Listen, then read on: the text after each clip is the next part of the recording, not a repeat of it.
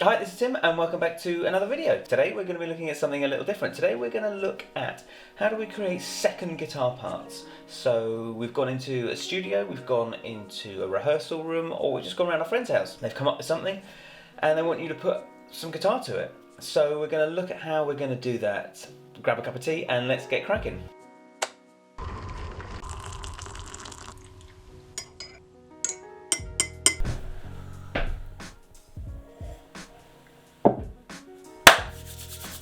So, how do we create second guitar parts? Not as easy as it sounds. What we're going to avoid is copying what is already there, and we're going to look at how we can create something different.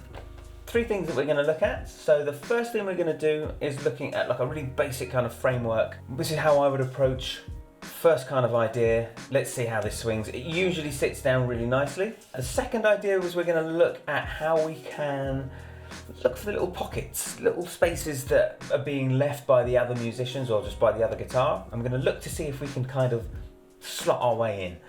And the third idea is we can look at making extensions, extending the harmony a little bit. So if we're playing over straight major and minor chords, we can look at adding sevenths, we can look at adding nines and 11s, and if we want to get jazzy, we can look at 13s. If you don't know any of this, if you don't know any of the harmony or anything that I'm talking about regarding chord extensions, don't worry too much about it. It's not really critical. What is really important is it doesn't matter how clever that you get with any of this stuff. So if you're playing certain polyrhythms over the top of an acoustic guitar and the drums are doing one thing and you're complementing it by playing triplets over fours or anything like that, or if you're adding 11s and 13 chords over the top of straight major and minor, the golden rule is always let your ear be the judge. Your ear will always tell you if something's working. If it just sounds bad, regardless of how intelligent or smart or clever you're being, it's bad. That's it. Your ear is always a better judge than your brain. It's always a better judge than your feelings. Listen to what your bandmates are saying. Listen to what the singers are saying. Listen to what the bass player's saying. Maybe not the bass player. Listen to what everyone else is saying. And if they're saying generally that what you're doing isn't working, try something else. So always let your ear be the judge. Take on board what everyone else is saying. So the first thing we're going to look at is a really basic, kind of, not beginner, but it's a really basic kind of way of sort of trying to break away from copying what the other guitar's doing. It's kind of where I always start if somebody says put a second guitar part to this. Also, nobody ever really says put a second guitar part to this. They just say, here are the chords, this is what I'm playing, play along. No one ever really gives you instructions, they just expect you to come up with something. So long as you're not copying exactly what's going on and you're doing something slightly different, you're already in the right ballpark. Second example is something that's a little different rhythmically. We're trying to leave a lot of space and we're trying to find our place within the song. Now we use little pockets of space where sometimes we can put our own little thing in. Number three is we're looking at different harmonies. We're looking to add some extensions, we're looking to add some more colour, and pigeons outside. Yeah, you hear that? Pigeons. When you start adding extensions on top of chords, this is the area that will usually strike up the most controversy, because if you're playing, say, a D major chord and you start adding extensions on top of that, you could find a bit of a clash, and singers will say, no, don't play that note, it's throwing me off. You've really got to listen to what other people are saying, especially if they say that it's throwing them off, that they can't pitch or they can't feel it, they can't sing it properly because of what you're playing. You've got to pick something else. This is the area in which music theory really helps you. I'm a firm advocate of people learning some music theory, even if it's just basic chord structure, minor thirds and major thirds, and knowing what your fifths are and things like this. When you start exploring bigger extensions, you start looking at minor nines and minor 11s and major 13 sharp 11 chords and all this kind of stuff.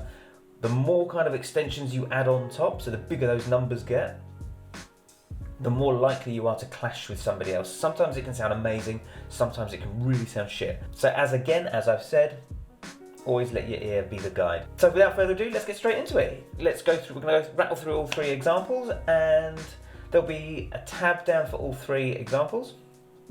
along with the backing track for you to play along to. What I kind of advocate again in all my lessons is trying to come up with your own thing. Try not to just learn something note for note and pack it away and think, well, I've done that, I've finished now. Try and extract what you can from each example and try and use it in your own playing. Try and use this more as a framework than as a you have to learn everything note for note. Have fun, let's get straight into it.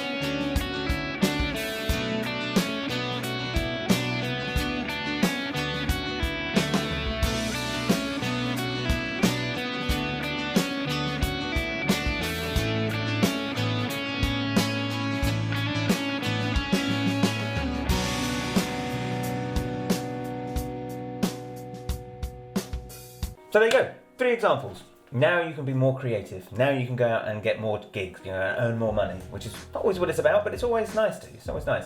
So if you like this video, please think about giving it a like. It's just there, it's just a click, you just click, and then you can do it. If you don't like it, you can give it a dislike as well. Apparently it all helps. So if you haven't subscribed to the channel, please think about doing so. And yes, I will see you on the next video. See you later, bye-bye.